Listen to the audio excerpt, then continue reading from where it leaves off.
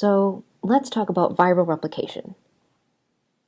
Since we know that viruses are made of only proteins and one type of nucleic acid, which means they have no organelles to make copies of themselves with, they have to get inside other cells in order to use their ATP and their organelles to make copies of themselves.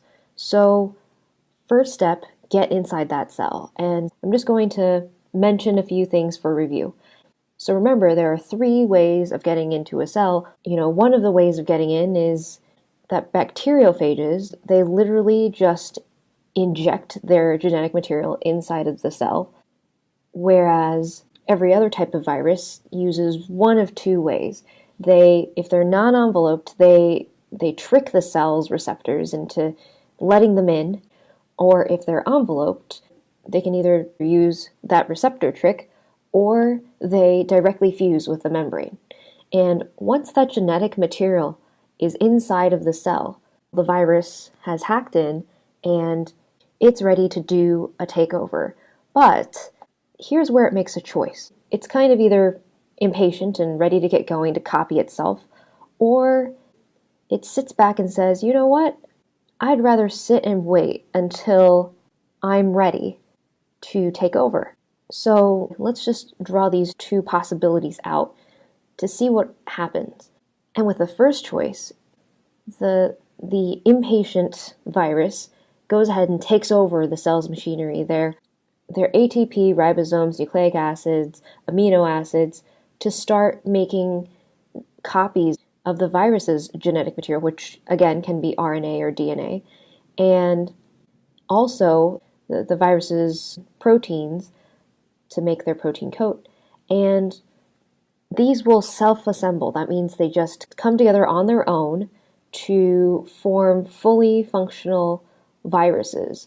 And because it keeps making more and more and more of these, it will eventually force the cell to lyse or break open. And once it breaks open, all of these viruses are released into the environment.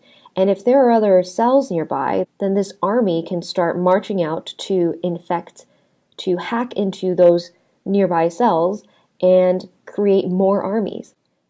So this makes a lot of sense if you have a lot of hosts around and your goal is to just create the biggest army in the fastest way possible.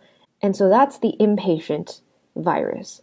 So what about the other option? The other option is where the virus decides it's just going to sneak in and hitch a ride. It thinks that the bacteria seems to be doing fine on its own. Maybe there aren't other hosts nearby, so there's no reason to kill off the host because lysing it would kill the host, so we don't want that. We're just going to keep the host alive.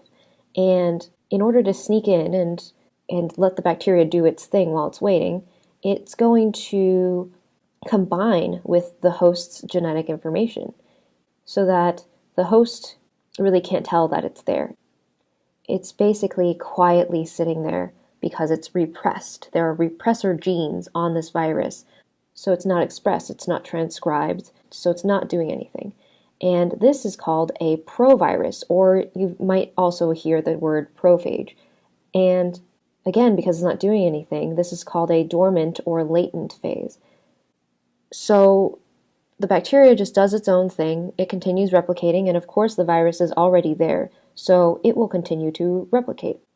So it will replicate when the bacteria does, because it's part of its genome.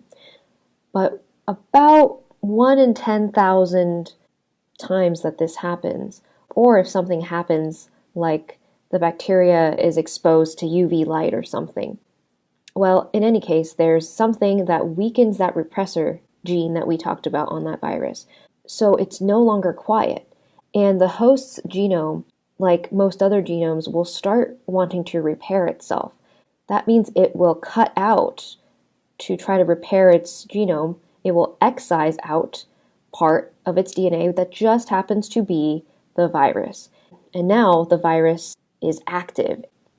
It's ready to make copies of itself, lyse the cell, and get its army out into infecting other cells.